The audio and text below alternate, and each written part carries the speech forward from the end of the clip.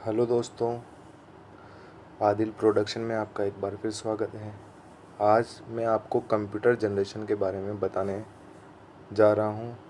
तो अगर आपको ये वीडियो अच्छा लगे तो इसे ज़्यादा से ज़्यादा लाइक, शेयर, कमेंट ज़रूर करें ताकि मैं ऐसी जानकारी आपके पास पहुँचा सकूँ।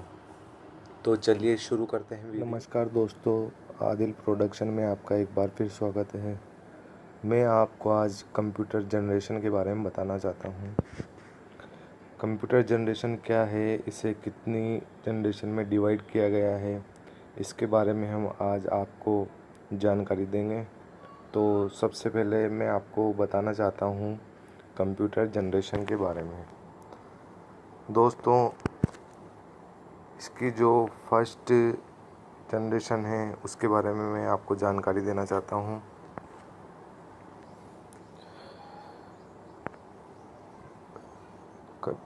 कंप्यूटर जनरेशन को 5 जनरेशन में डिवाइड किया गया है।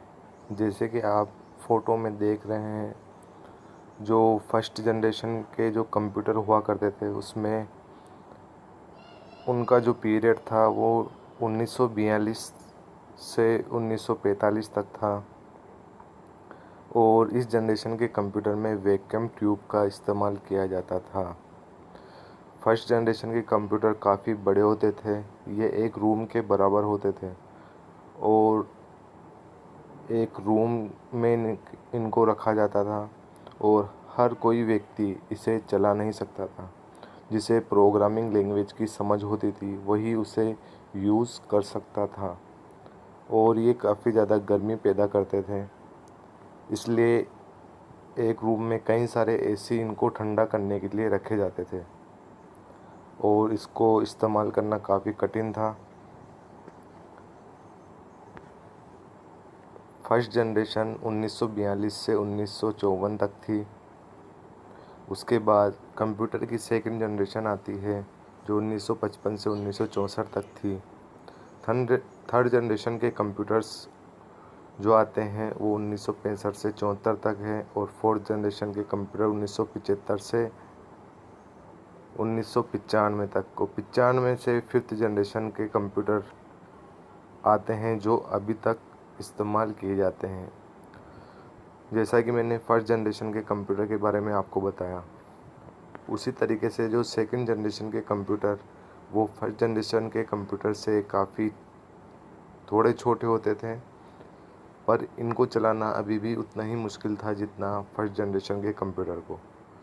फर्स्ट जनरेशन के कंप्यूटर में वैक्यूम ट्यूब का इस्तेमाल किया जाता था। वैक्यूम ट्यूब एक इलेक्ट्रॉनिक पार्ट है और इसमें मेमोरी कार्ड जैसे यूज़ करते हैं उसकी जगह पर एक पंच कार्ड का इस्तेमाल होता था और इसमें एक मैग्नेटिक ड्रम भी होता था जो स्टोरेज के लिए काम में आता था और इसको वही इस्तेमाल कर सकते थे जिसे प्रोग्रामिंग लैंग्वेज का ज्ञान हो।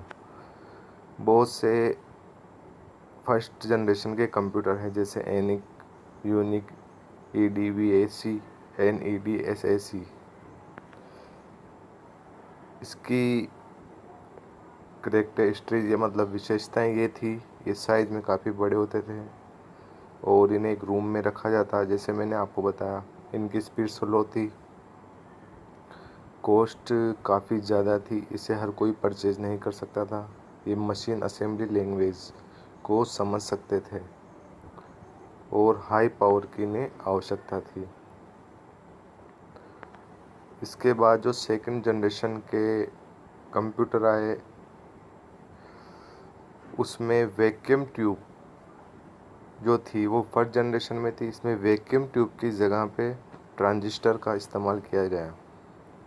ट्रांजिस्टर वैक्यूम ट्यूब से छोटे होते थे और इससे ये फ़ायदा हुआ कि जो सेकंड जनरेशन के कंप्यूटर काफ़ी तेज़ गति से काम करने लगे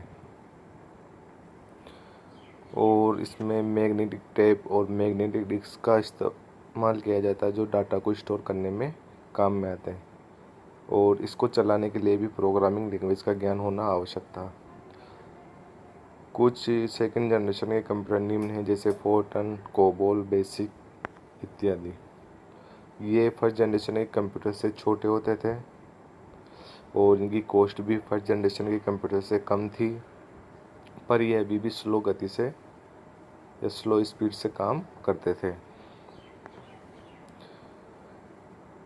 ये जो आपको नज़र आ रहा है इसको ट्रांजिस्टर बोलते हैं। जैसे फर्स्ट जनरेशन के कंप्यूटर में वैक्यूम ट्यूब का इस्तेमाल किया जाता, वैसे ही सेकंड जनरेशन के कंप्यूटर में ट्रांजिस्टर का इस्तेमाल किया जाता।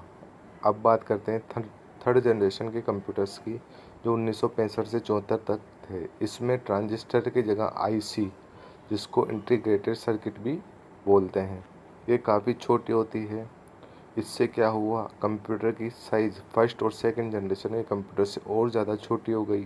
कंप्यूटर तेज़ गति से कार्य करने लग गया और उसकी कॉस्ट भी कम आने लगी। उसको एसी की भी कम आवश्यकता पड़ने लगी और वो गर्मी भी कम पैदा करने लगे।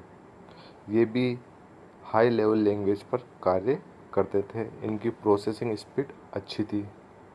ये smaller than second generation computer, disk size mini computer, जिसको हम मिनी कंप्यूटर भी कहते हैं।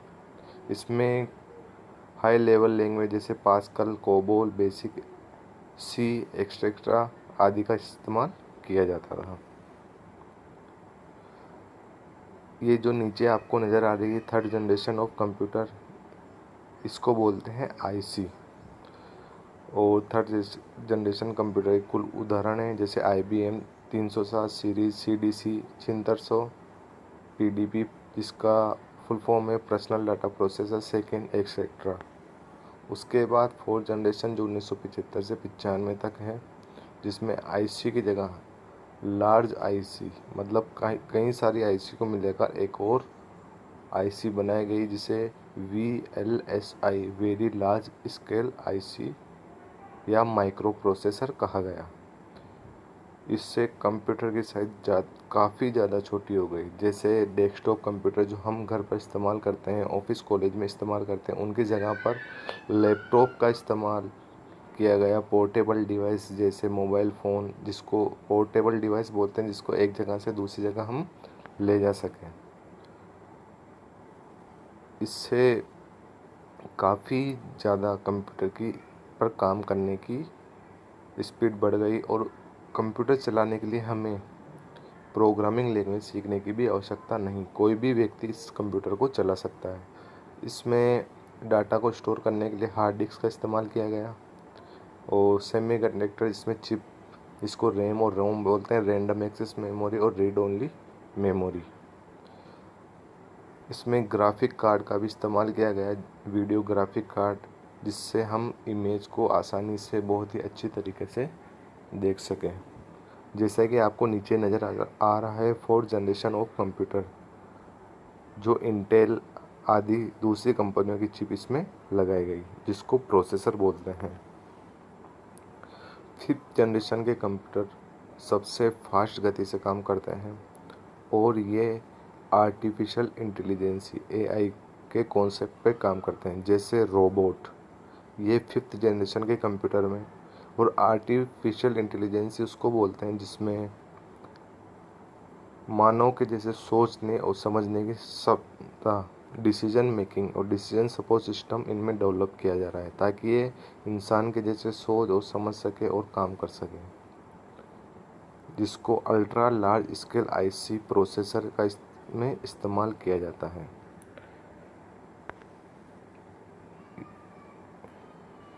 इसमें काफ़ी करोड़ों अरबों आईसीओ को मिलाकर एक वेरी अल्ट्रा लार्ज आईसी बना गई, जो फिफ्थ जनरेशन के कंप्यूटर में आती है, जैसे रोबोट।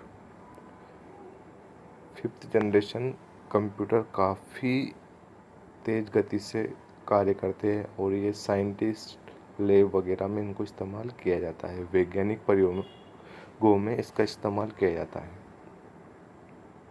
तो कैसी लगी मेरी जानकारी? प्लीज़ मेरे चैनल को ज़्यादा से ज़्यादा लाइक, शेयर और कमेंट करें और इसे आगे फॉरवर्ड करें, ताकि मैं आपको ऐसी ही जानकारी देता रहूं।